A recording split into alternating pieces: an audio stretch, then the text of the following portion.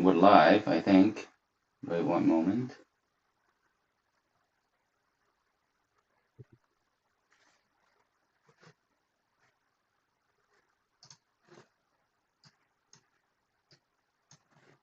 Let me refresh. Still not seeing it. Yeah, we're live. All right. Hello, everyone. Welcome to a brand new episode of Corecast. I am your host, Tim. And this is Sahil. Welcome everybody to a brand new exciting episode of Corecast. If you a few logistical things, if you haven't already, do join our Discord channel. And if you're watching on YouTube, where we do this every Tuesday, 5 p.m. Pacific, 8 p.m. Eastern, do ask us questions during the episode. We'll get to it. So without further ado, let's get to it. So Tim, last episode we did a little bit of a orthogonal topic on numerology of like what was the best number, and the number you mentioned,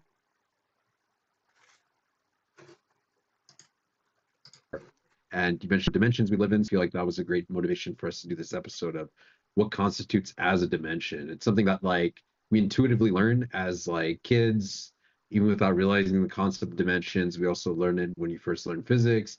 But I really want to like dig into like kind of the fundamental nature of like what is a dimension and what can you call a dimension. So why don't we start with that? What is a dimension? Yeah, I think that's a great question. I think a lot of us have learned about, at least sort of intuitively, what a dimension is. We learn about different objects living in different dimensions. So zero dimension, we have a dot, and then one-dimensional object, we have a line. And two-dimensional objects, we can have a plane, and three-dimensional objects, we have the volume that we live in. Um, and on the most basic level, dimension can be thought of as what we call kind of degrees of freedom, like ways to move and live in. Like for example, I can move up, down, front, back, left, right, and also there's a time direction. I can go to a particular location at a specific time. Right? So the most basic level, it's kind of like a number that you can dial, and that's how we use to describe all events in the universe. But actually, in fundamental physics, one needs to be a little more specific, right? Just because we have a set of numbers does not make a dimension. And it turns out that there are, I would say, probably two key features in fundamental physics that are linked to dimensions specifically, and we'll explore what those are just a moment. I think the first concept has to be the idea of locality. I think locality is what gives dimension its oomph to make it feel like a dimension. And the second part is a little bit more abstract, but I think just as important, and is this concept of symmetry. I would say that you can have dimensions with locality that kind of feels and behave like a dimension, but things like that can be faked. So for a real dimension to really be meaningful, I think what we need in fundamental physics is for dimension to incorporate into this notion of symmetry, and we'll describe why that's important. And these two things, locality and symmetry, is ultimately what drives this concept of symmetry dimensions. Gotcha. Yeah, I think that's a good starting place. So why don't we dig into what locality is? I mean, I understand that as like when two things are close together, some notion of interaction, but maybe we could formalize that a bit more. So, well, yeah, how would you describe locality? Yeah, I think this idea kind of started with Einstein, right? Einstein has this theory of relativity, and you can kind of go back all the way to Newton. So Newton first discovered the theory of gravity, but I think in his book, the Principia, whatever, I forgot which one he wrote, but he described in his book he described the laws of gravity. But one thing was really uncomfortable for him because in his treatment, he says that two bodies have gravitational interaction with one another, so they attract each other, right? So imagine I Mhm. have a hand on the left, I have a hand on the right. They have this natural attraction due to gravity, and Newton applied this concept to bodies in the heavens, right? He observes that the sun is pulling the Earth close to it, and that causes planetary motion. But one thing that was uncomfortable was he thought about this thought experiment. He imagined what would happen if the sun suddenly disappears. What would happen? In his theory, he concluded that the attraction between the Earth and the sun would suddenly disappear. That's just his laws of gravity. But that made him very uncomfortable because we are millions and millions of miles from the sun. How can all of a sudden the Earth so far away will feel the immediate disappearance of the sun? That made him very, very uncomfortable. And like imagine, you know, in principle, we are feeling the gravity of many, many planets in the Andromeda galaxy, right? What if those planets disappear? Are we gonna feel those effects immediately? Um, it turns out that Newton was right. Uh, he was right to be uncomfortable with that because his theory was wrong. And it was later Einstein discovered his theory of relativity that he corrected that statement. If the sun were to disappear, you would not immediately feel the influence of the disappearance of the sun. The effect of the sun has to take time to propagate to the Earth through gravitational waves, and then we will feel its effect.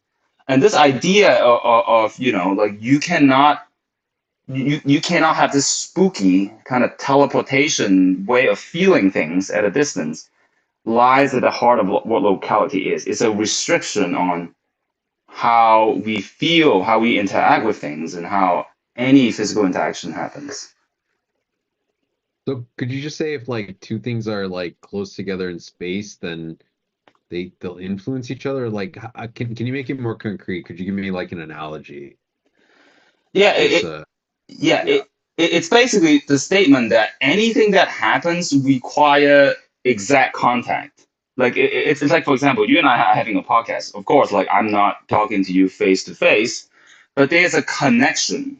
There's like a connection between you and I because there's electrical communication.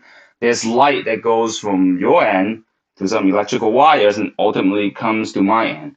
Like if you break down to the details, atomic interactions, light come into my eyes, and then my brain decides to say something, the sound wave gets registered in the computer, and then the computer signal travels through internet cables to you, and then you make a reaction. Every one of those interactions has to happen basically at the same location. And that's what locality is. It is the statement that anything physical that happens has to happen within the same location and the exact same time. Hmm. It seems like you're sort of I guess kind of I don't know, like naively I would think that you're like starting with space-time and saying, "Oh, let me find a set of conditions that space-time satisfies and thus space-time fits in this definition of dimension based on the locality." But how can you like work the other way where you give these postulates and it's only space-time that like fits these constraints that you mentioned with locality? Yeah, I would say, argue it is to some extent true, right? Because like the space and time are the only dimension that we discover.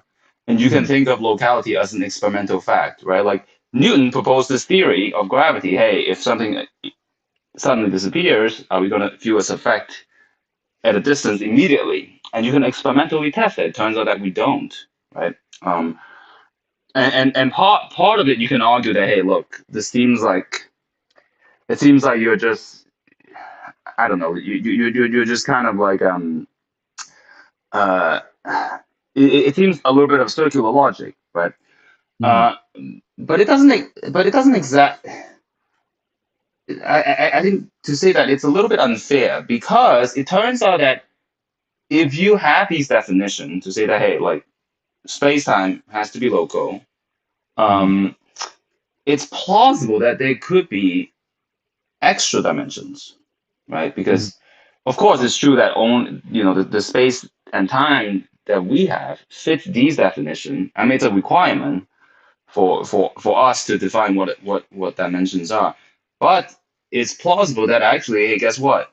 There could be additional dimensions that satisfy this requirement as well. Mhm. I mean, so I guess then one natural question is there some, so I understand that space-time fits this, but is there anything else other than space-time that could fit this definition of locality? I would say the first thing is you can kind of fake it, right? You can kind of fake this notion of locality. Like for example, um, like like imagine I were to make a computer game, you know, Okay. like let's say I have a character that can go Mhm. up, down, front, back, left, right. You know, these are like the dimensions of the game. You know, like I Yeah. can easily cook up another attribute that can only happen um, according to the rules of locality. You know, Mhm. and that could be in some sense very almost like an ad hoc requirement. Like for example, imagine I don't know I have a character that fights a monster. I can say Mhm. that hey look I can only see a monster if let's say the monster and I have the same exact level. Let's say there's this thing called level, right? Mhm. I won't see anything. I won't see any other character unless we have the same level, Mhm. right? And then you can argue that there's kind of a sense of locality here, right? Because only characters have the same level can see Mhm. each other. It's kind of a little bit like the locality in space. Like imagine, Sahil, if you're in New York, I'm Mhm. not going to be able to see you in California unless you send some signal to me, right? Yeah. I have to travel to New York to see you in person. And you Mhm. can get that feeling in a game, like let's say level, you know, things with the same level can fight or communicate with each other. That kind of makes level kind of into an extra dimension. So you can have something like that. I see. I see. What about something such as like temperature, for instance? Like say the temperature, yeah, just temperature. Why couldn't temperature be like, a dimension? Yeah, I mean, you can kind of dig through this definition a little bit. So temperature doesn't have this sense of locality. So you can't have this feeling of living in temperature, right? For example, imagine I turn on the stove, and the Yeah. stove, heat up to 100 degrees from like I don't know 25 degrees Celsius. Yeah. Um, I don't get the sense that the stove has traveled because my cold hands can still touch the hot stove and be like, it burned me, right? Like, my hands, which is at lower temperature, can interact with something at higher temperature. So Mhm. there's no concept of locality. It's not like, oh, I mean, maybe you can argue that I don't feel the ouchie until my finger heats up, but I think that would be wrong. Like my brain feels like, hey, look, that's hot. So you don't get the sense of locality. And on the flip side, imagine San Francisco and New York City has the same temperature, 25 degrees Mhm. Celsius, right? Does that mean that I can just, if I was in San Francisco, I can just visit the Statue of Liberty right away, like because they have the same temperature? Like that, like that doesn't work, right? There's a flip side to this. It's like, hey, look, there's no link between different places at the same um, temperature. Like there's no special value. There's no special thing happening when two Mhm. places have like the same temperature. Well, I guess you can argue that the other spatial dimensions aren't equal, so you can't exactly do that. But like temperature just doesn't have that locality. Like the value it doesn't have that meaning exactly. So at least that's one of it, right? That disqualifies it as a dimension. Gotcha, gotcha. No, that makes sense. I guess that also answers like, I mean, essentially why one can't teleport because of locality. Is that fair, or is there another reason? Yeah, exactly. The laws of physics are local, and that is what gives space and time its flavor. Like we cannot teleport in space or in time. I can't go back in time and do some funny things, or I can't jump forward in time. Although we're sort of the only way to travel forward in time is do it slowly, kind of like one moment at a time. And the same thing, for me to go from San Francisco to New York, I had to take a plane to kind of travel through every intermediate positions to get to there. So it's kind of it's a blessing to the extent that that's what makes space time, and it's also a Hmm. curse, right? Like things are local. I can't magically go from one place to another. Yeah. Hmm. But doesn't that also preserve the stability of space-time? Like if things could teleport, they could just be madness. Yeah, I think part of that is true, and one of the issue is also that space time is universal. Like you can't just have like, well, we go that. I mean, you sort of can, but let's go through those exceptions a little bit later. Like Yeah. like you and I live in the 3 plus 1 dimensional space time, so we have to Yeah. obey kind of the same sort of rules. And Mhm. it's not like there can be some secret aliens that somehow can dodge all that locality limits, right? There's kind of have this universal restriction for space time. Yeah. Yeah. Yeah. That makes sense. I want to jump to another point that you mentioned early on when you were introducing the concept of dimension, which is symmetry. And I mean, the locality thing makes sense now that you mention it, but what does symmetry have to do with any of this? Like, why should I care if a dimension is follows some law of symmetry? Like, Yeah, that's a great question. And when I was looking up some video, a lot of discussion on dimensions might just be stuck on the first point. It has to be local, blah blah blah. But I think it's missing an important part because a dimension can be fake, like I said. Imagine if imagine the whole world. Now, I don't like this thought experiment, but imagine the whole thing is in a computer simulation, right? okay. And someone is like, "Hey, guess what, Tim? You can't just teleport from San Francisco to New York because that's the rule of the game." Yeah. And so everything looks and feels like a dimension. But then how do we distinguish this simulation from a legitimate, like, real dimension? And that's Mhm. where it comes in. You can argue that maybe they're indistinguishable, but I think the real dimension has something a little bit deeper than just like up, down, front, back, and left, right. And that deeper concept is the notion of symmetry that a lot of blogs or like online discussion are missing. Mhm. Dimensions aren't just some three numbers and aren't just location and time that we need to describe an event in the universe. There's an aspect of beauty in it. That front, back, up, down, left, right. It's not that they require. They're all the same. The universe does not Mhm. distinguish them. It's something inherently built in the universe. So I think this concept of symmetry is extremely important here. It's what distinguishes the fake dimensions to the real dimensions. Yeah, that makes sense. And for viewers that are interested, we've done previous episodes on symmetry. We've gone deep into that, so please do check that out if you are interested. Um, okay, so I guess so still I'm still trying to understand this like real versus fake. So for instance, like, as like a kid or teenager or whatever you want to say before, like I had learned physics. I could see the world around me. It wasn't purely symmetrical in like one direction versus the other. Maybe a building here, maybe a tree there, maybe some other like mountain range ahead of me. And so clearly it wasn't symmetrical. But it's still the notion of like up, down, left, and right. But those feel real. Like, are those not real or like what? Yeah, can you break it down? Like, what does real mean in this context? Yeah, I think a good comparison is, let's say, a hunk of metal, right? Okay. Like, imagine, and of course, the hunk of metal lives in a real legitimate dimension, right? A piece of iron lives in space time, so the dimensions are real. But imagine you have a hunk of metal, but then it somehow doesn't live in a space time. But Mhm. but just imagine that, right? Okay. Then inside the hunk of metal, imagine I was an electron in this hunk of metal. Let's say it's made of Okay. iron, right? And in the iron has like a lattice structure.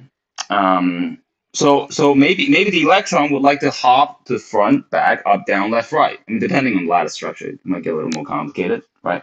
I may hop to the next uh, nuclei, back and Mhm. forth, up and down. And if I was an electron, it would kind of feel like a dimension to me, right? But that this dimension is kind of fake because let's say we created we create the material in the lab or even Mhm. simulation, whatever, that these atoms, just the way they're arranged, like sure, sure the concept of locality is there because you can't hop from the ion nucleus from one site. You can't hop like five site over, but you can only hop to the neighbor, like up, front, back, left, right, up, down, right. So to the electron, it kind of feels like a dimension, you can argue. Mhm. But what is missing is we're missing this core symmetry. So I would say that in this instance, even though it feels like a dimension, but it's not a legitimate real dimension. Hmm. So are you saying because it doesn't exhibit the symmetries that we know space-time has, such as I'm gonna throw some terms out like Lorentz invariance and from relativity and whatnot, that you can't really say the dimensions in a material like this. Let's say the material had a cubic lattice structure to it, doesn't obey those symmetries because it's more discrete. Is Yeah, that what you're saying, or yeah.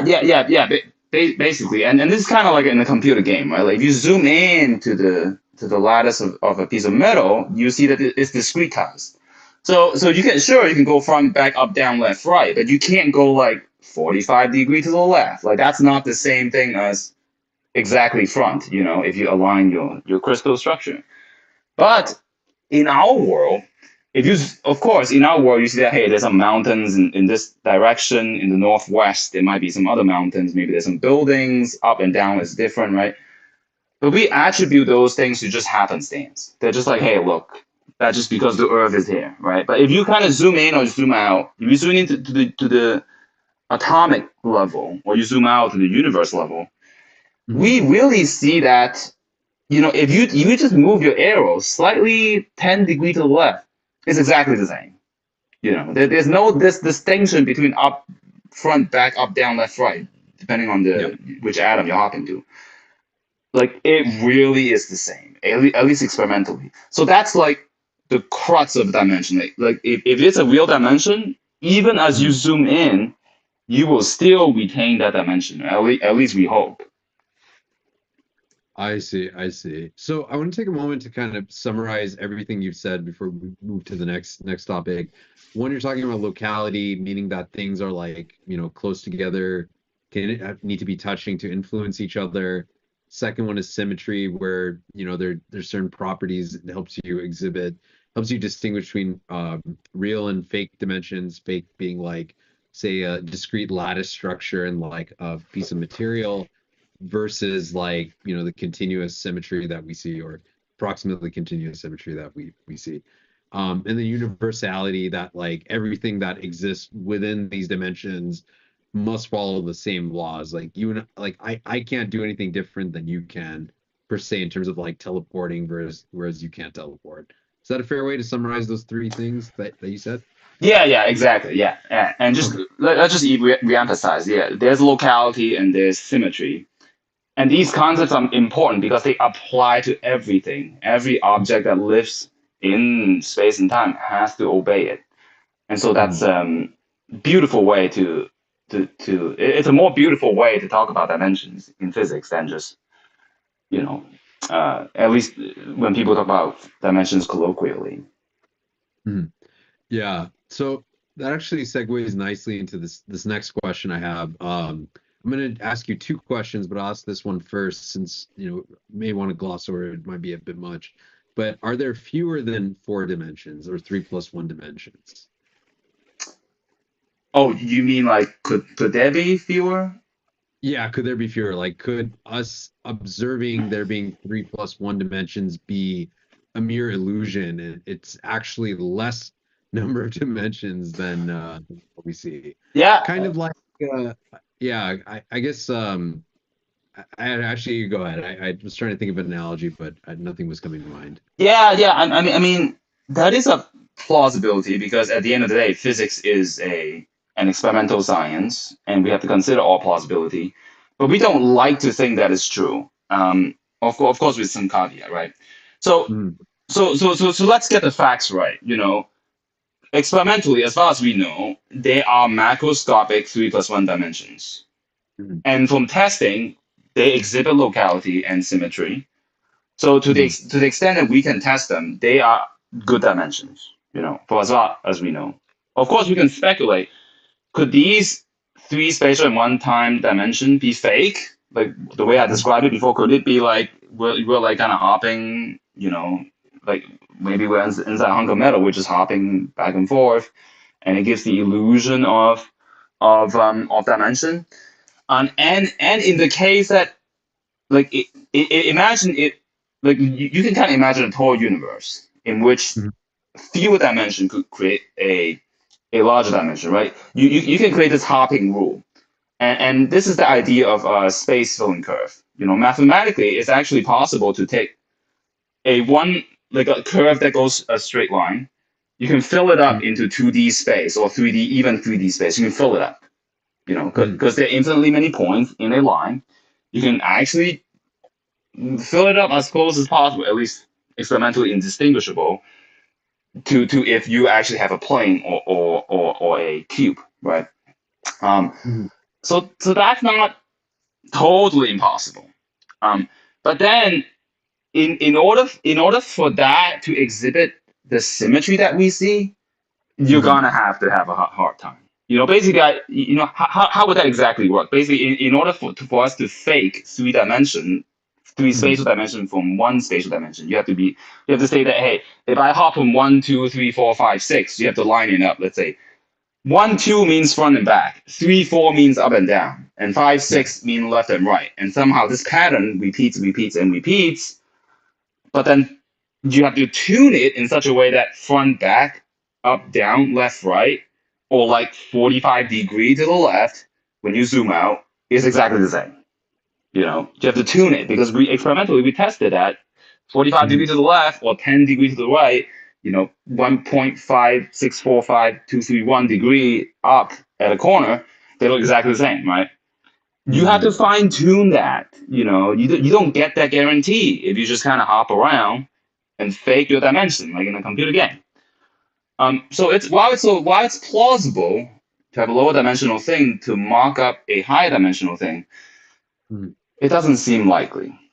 So, and as a result, we usually don't like to think of it that way. It's not impossible, and of course, our viewers might heard something called the holographic principle, but let's not get into that because that gets even more complicated. The concept of locality is completely turned upside down. So let's not talk about that. So let's just say that for a lower dimensional universe to emerge effectively as a higher dimensional universe, Mm. that's not easy, right? So that's not it's not such a salient thing to think about. Yeah, that's fair. I mean, we don't have to spend too much time on holographic principle. Might make good for a next episode. So there's an audience question that pertains to this, which is how is infinite points on a line indistinguishable from a plane? Yeah, it's basically this idea. If you zigzag the line a lot, it Mm. kind of fills it up. It kind of fills up the space. And experimentally, you can't exactly probe points that are so close together anyway. And because quantum mechanically, everything is kind of a wave. So imagine imagine you can kind of just imagine this. Imagine you atomize space-time into dots, many, many, many dots, and distance between each dot, each neighboring dot is so small, right? And you just draw a line hopping from one. You can enumerate all the dots and just, this is crazy zigzag, right? Hopping Mm. all over. And if there was a quantum mechanical object living on it, let's say a particle, and if you think of it in terms of wave function, it will spread out. Or if you think of it as a path integral, it will sample all the different paths. And then Mm. if you zoom out, this feature could be adjusted to kind of make it indistinguishable to real life. And you can and in some sense you can kind of in some sense we already do this. We already in order to do quantum mechanical calculations, let's say you want to calculate the properties of some chemicals, which are quantum mechanical, we do like atomize our space and time and do calculations that way and approximate the real properties. So this is how like infinitely many dots in space can kind of mimic an actual continuous space. And part of it is due to quantum physics as well. Gotcha, gotcha. So my next question is also tied with an audience question, so I'm going to ask them both at the same time. What about the case with more than four dimensions? And the audience question is, if it's possible for there to be multiple spatial dimensions, can there be multiple temporal dimensions? What would that look like? So I'll let you tackle that however you see fit. Yeah, yeah. So we just mentioned that it's very hard to have something have fewer dimensions to create something that has more dimensions. So now the flip side of that is, can our universe have more dimensions than meets the eye? And that's actually a very real possibility. And maybe many of our audience might have heard that string theory sort of predicts that there is 11 spatial dimensions and one temporal dimensions. So let me first get the temporal direction question out of the way. Could there be more than one temporal direction? Um, I think the answer is sort of definitively no. So the reason is this: um, how would two temporal direction be meaningful? If both direction has to so first of all, what makes a temporal direction a temporal direction?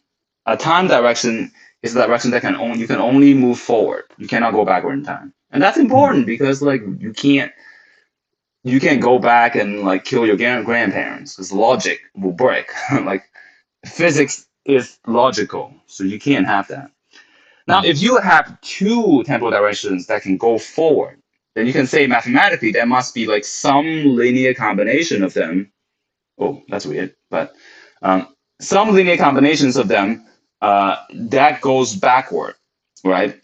And when that is true, if you have two legitimate temporal directions, then it gives the possibility of you going backward in time. So that's not allowed. So in order for like physics to make sense, even if you have Mhm. two temporal directions, you have to restrict one of them and to be like, hey, like one of them has to only be able to go forward, right? But when you do that, the two time direction just turns into a space plus time direction.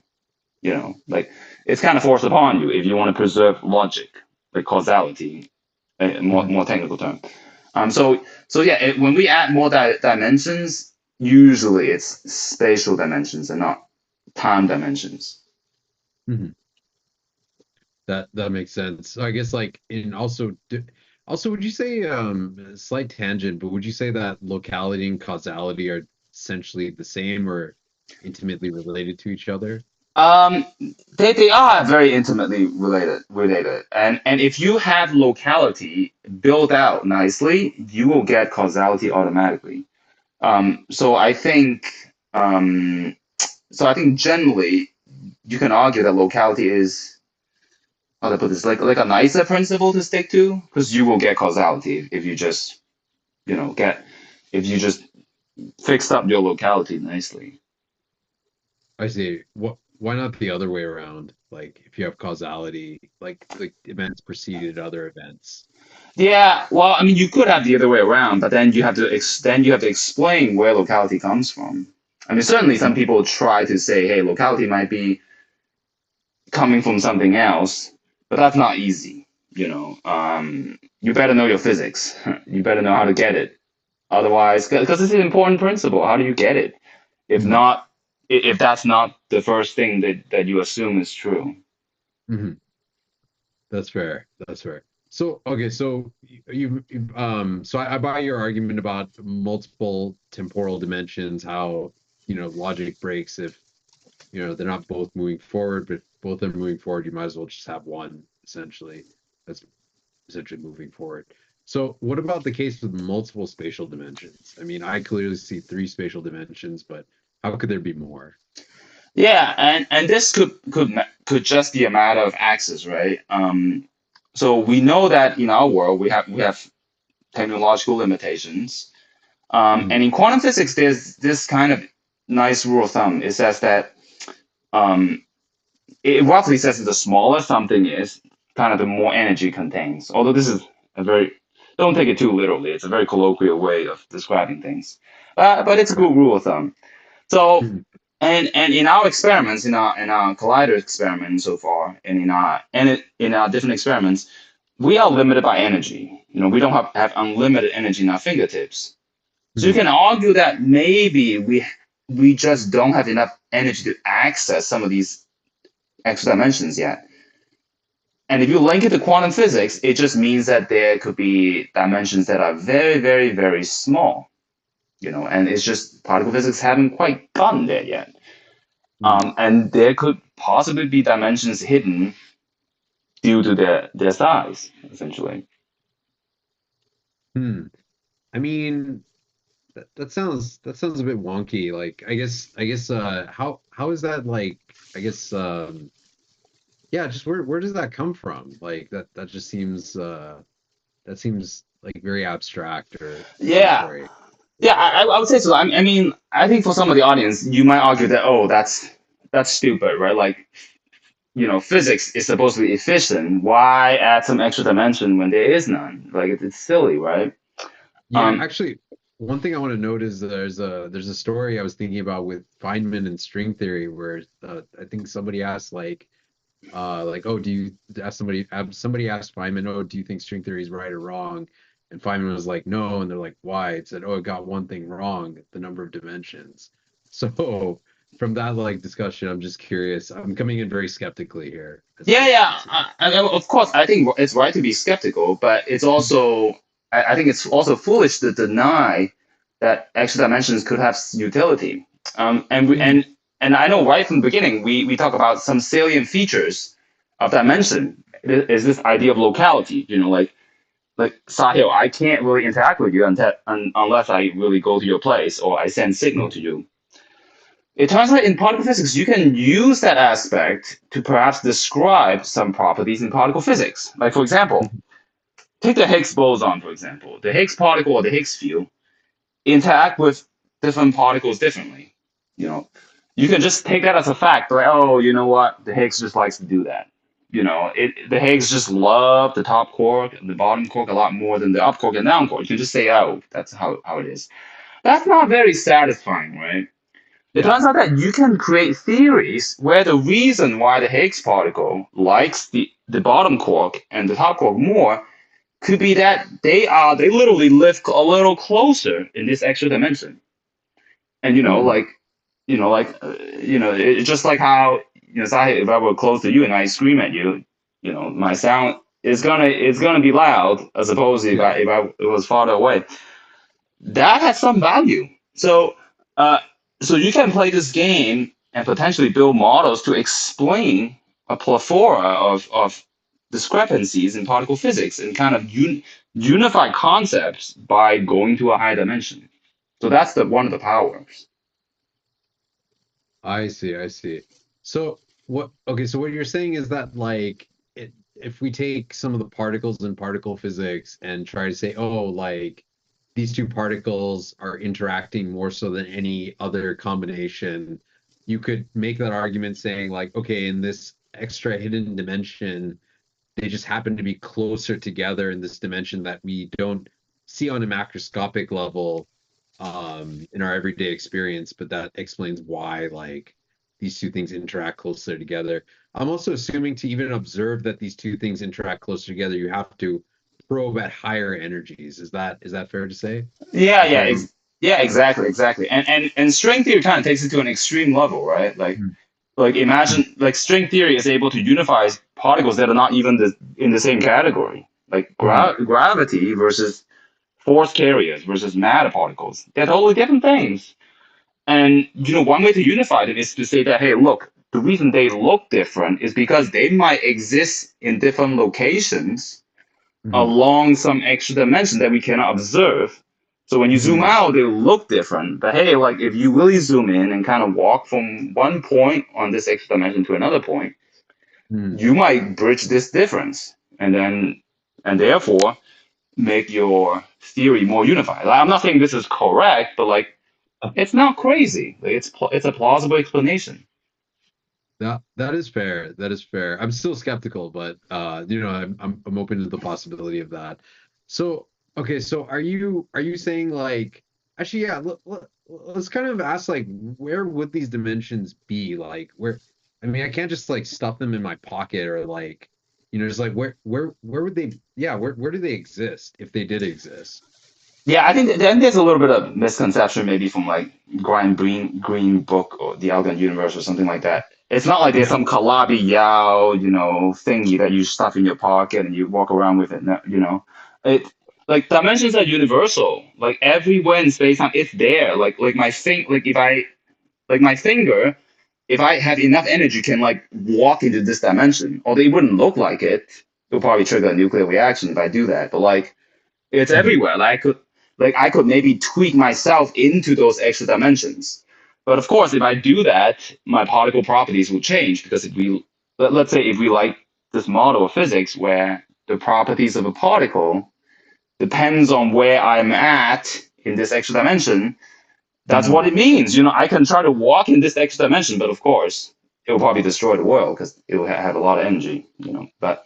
Um, but like this dimension is everywhere. It is universal. Like anyone can access it, given that they have enough energy. So it's not like something I can stuff in my pocket, right? Like it's literally in the Mhm. entire universe, basically.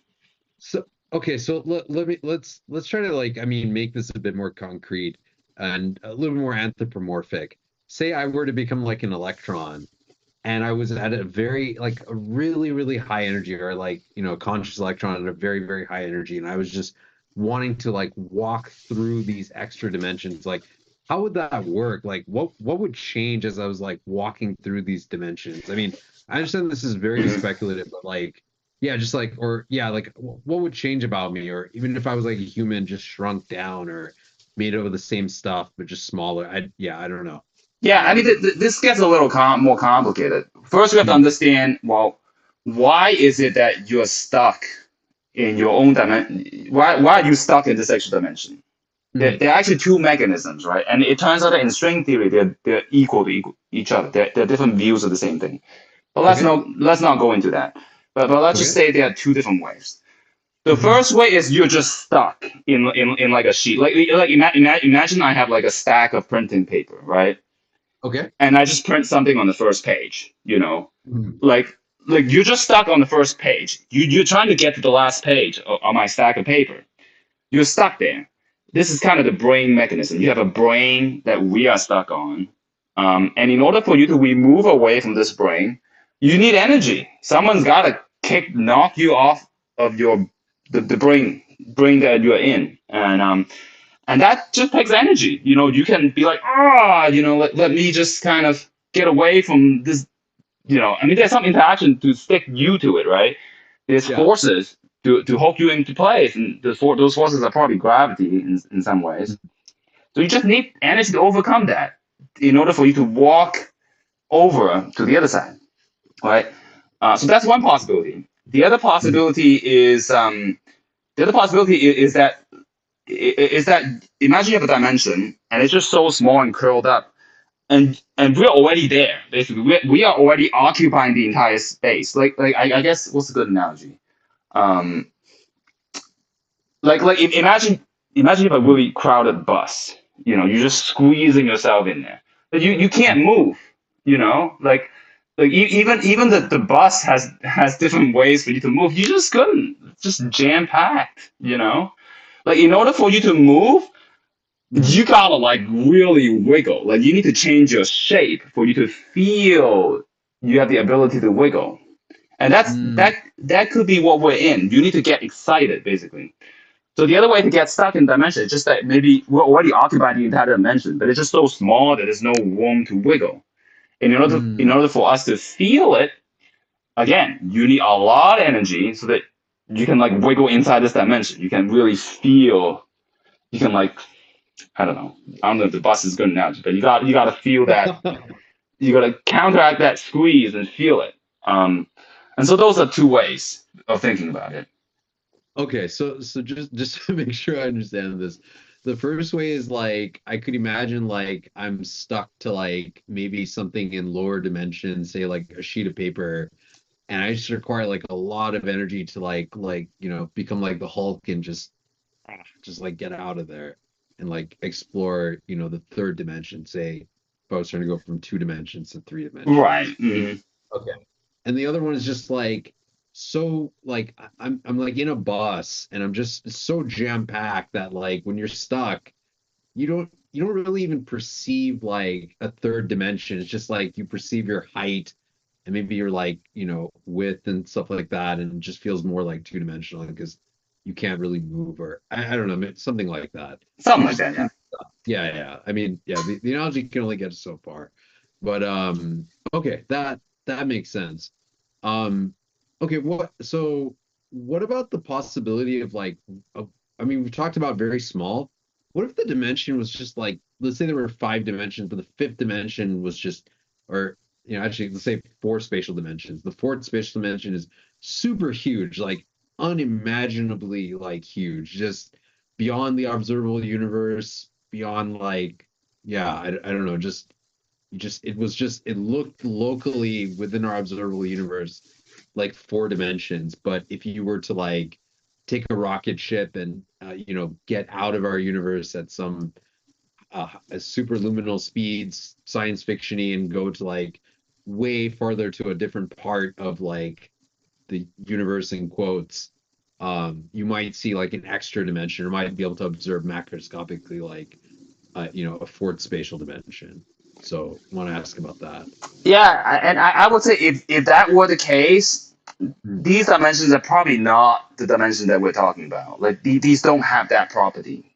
And remember, like there's got to be a universal property. Like if there's dimension, if we're talking about an extra dimension, that means the extra dimension exists here, where you Hmm. are, 3 centimeters to the left here, and it exists everywhere in the Andromeda. And there has to be this universal feature. Hmm.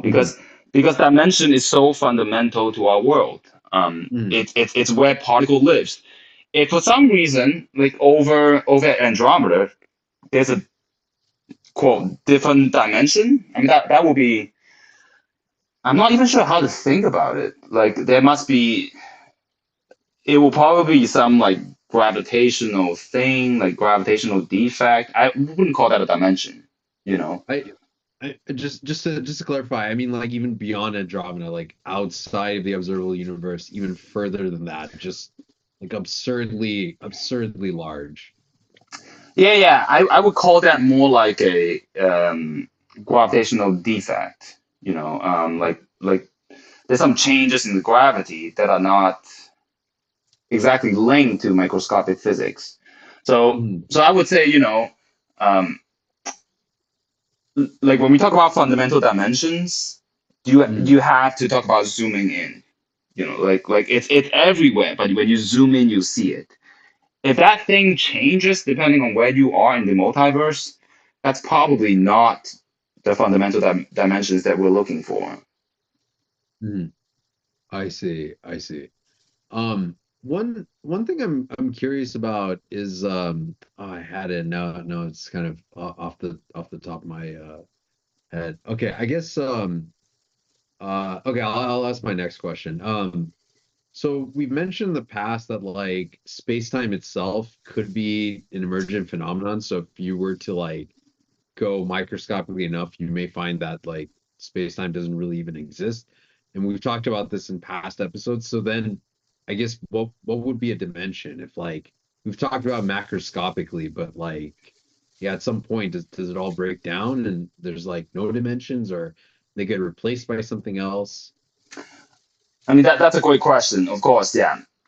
A lot of our discussion first it's based on reality, and the reality is the macroscopic universe. Um, Mm, but but as we zoom in, we know less and less and less. mm, And again, if you zoom in small enough, we talked about in previous episode that what you create is a black hole, and that really makes things murky. yeah. And also, if you buy the idea of string theory, the concept Mm, of locality actually gets slightly broken as well. mm, Because, one aspect of string theory is that string theory, instead of being point-like, it's string-like. So you can actually have events stretched between interactions occur kind of on different ends of a string, of a fundamental string, mm, and that creates a little separation, as opposed of the locality that we used to have. things have to Mm. happen exactly on the same time. But of course, the concept of locality does get modified there. Yeah. It still exists, but in a modified form. And you could question what what does dimension mean even then? Because ultimately, dimension is the space and time that we live in. And if you believe something like string theory, space and time could be made of strings themselves. It could be made of something else. Mm. So then the number of dimension must be something. What does that even mean, right? Um, at the end of the day, I don't exactly know. So I think that the concept of dimension clearly will still exist. And in Mm. string theory, the number of dimension will be linked to, I don't know, like the way, probably some technical concept about the string field. Mm. Um, and that's just one example. And if you don't believe in string theory, it will be something else. So I don't know, but it's certainly, yeah, something more abstract, I would say. But it's hard to speculate what that will exactly look like. Yeah, no, I mean, I couldn't expect anyone to really know the answer to that. I guess like another question to go back to something you mentioned previously about like the being stuck on the bus analogy in terms of the dimensions very small. We could exist in all these very like small dimensions and just don't have enough energy to wiggle in them. If we did have enough energy to wiggle in them, like would the dimension grow in size or would it be like the same? I don't even know how to describe the use of the word size, but like would it then become larger or like yeah, how do you wiggling in that like dimension like be like? Yeah, yeah. Describe it. What happens is if you, I mean, quantum mechanics happens in waves. If you wiggle enough locally, you yourself will kind of get agitated, and you Mm, will get, like, imagine you have an electron and you put a lot of energy in that electron and it wiggle in that extra dimension. mm, What you see is probably an excited version of the electron, and mm, probably at a moment's notice, that excited electron state will decay, right? And could you expand that dimension? You could. Well, it's very hard to do it universally because remember, space time is very large. For you to yeah, really like stretch out that dimension, yeah, you're gonna have to take the entire universe and kind of unravel it, right? But you can mm, do that locally, perhaps. If you try to unravel the dimension, push it, expand a little bit, then you will create something kind of like a black hole a little bit. yeah, Of course, the extra dimension, perturbations of gravity, it's kind of like you create gravitational waves or whatever. mm, But these extra dimensions, they probably, because they're so small, when you perturb them, they probably won't exactly look like ordinary dimension. So if you buy string theory says that these extra wiggle in these different dimensions correspond to different particles, right? So literally, what you might see if you wiggle them, you just see other particles getting created. Um, so this extra dimensional fact will be somewhat hidden. You just see like, hey, extra new stuff come to existence, and that's an indication of you walking into those extra dimensions. mm. Um, That makes sense. So I realize we're almost at time. So I wanted to in our tradition, give you any chance to, give any concluding thoughts or words of wisdom that dimensions have taught you.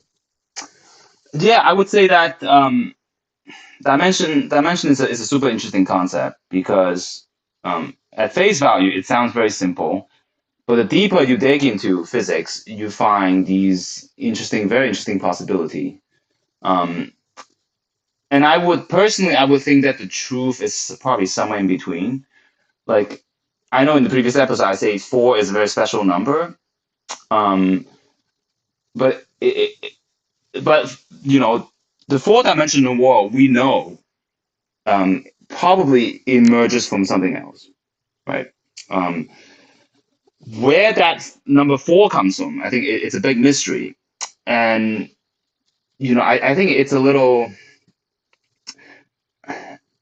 I think it's a little foolish to think that the number four will persist all the way if you look into fundamental physics, because the concept of dimensions gets so murky. Um, and and it's interesting to see that, just by adding more dimensions, you open up all these possibilities. So I would say it's a lesson in physics that says that we shouldn't kind of be too prejudiced by what we see so far and kind of ignore the different possibilities. I know there's a lot of hate out there on the internet of people like, oh, string theory is wrong, it doesn't have the right dimension, blah blah blah. But I think it's a little short-sighted. It's a tool for us to potentially help us understand the world, and we should somewhat embrace it. Like these are cool ideas, and it's who knows? Maybe fundamental physics has more interesting things to say about dimensions. Yeah, very very interesting. Yeah, so on that note, I want to thank you for joining us, and we'll see you all next week. Yeah, see you all next week. See ya.